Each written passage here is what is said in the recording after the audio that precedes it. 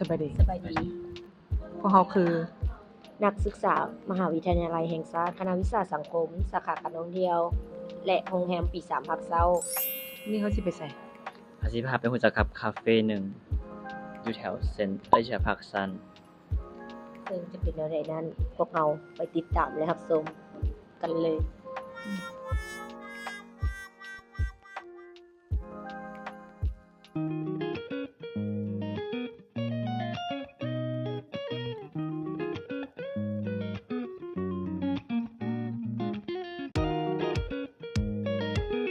ตอนนี้เรากลับมาเข้าสถานที่แล้วเนาะซึ่ง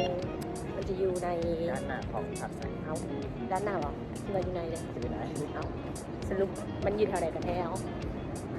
สับสนในสถานที่เนาะขออภัยหลายโอเคเบิ่งจากการขึ้นคันไดก็ฮู้แล้วเนาะว่ามาครั้งแรกโอเคเขาสิไปต่อกับชั้น2เนาะเขาจะเลี้ยวขวาเนาะแล้วก็เขาย่างไปแล้วก็เขาก็เลี้ยวซ้ายแล้วก็เขาก็ใส่ไปซื้อเลยเนาะย่างไปซื่อๆแล้วเขาก็จะเห็นห้านงามๆอยู่นี่อาหารเครื่องดื่มเขาเจ้าก็จะสูอยู่นี่เนาะหลังจากที่พวกเขาได้ขออนุญาตทางห้านเพิ่นเนาะแล้วก็พวกเขาก็ได้จ่ายด้วยการ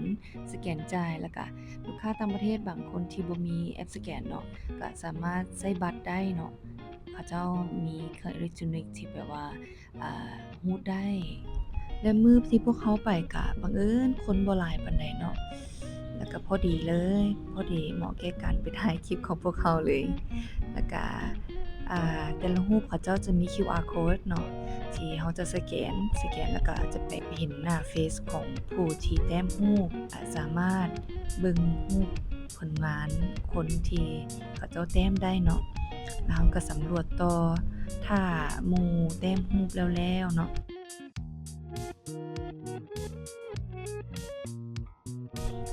เครื่องดื่มเครื่องกินของพวกเพิ่นก็จะอยู่นี่เนาะบรรยากาศก็งามเชื่อว่าทุกคนได้มานี่จะได้บรรยากาศที่คือต่างประเทศเลยมีทั้งบ่อนนั่งอยู่นอกแล้วก็อยู่ในเนาะหมู่เฮาได้แต้มรูปแล้วเนาะล้างมือเสร็จสับโอเคขนาดบ่อนล้างมือก็ยังงามล่ะถ่ายรูปนี่ก็ยังงามแล้วเนาะอวดผลงานสักหน่อยนึงเนาะบ่ฮู้ว่าหมู่ของคนอื่นเป็นแนวใดเนาะแต่ว่าหมู่ของเฮานี่ไปทางใดก็จะต้องซ้อห้องน้ำแล้วก็อย่างที่ทุกคนฮู้เนาะห้องน้ำที่พักซั่นเพิ่นก็สะอาดแล้วก็เข้าได้หลายคนเนาะแล้วก็มาต่อที่บรรยากาศเนาะเข้าไปทางใดก็งามเข้าทางหน้าหรือทางหลังก็งามเนาะมีหลายมุมให้ถ่ายรูปมื้อนี้ก็ได้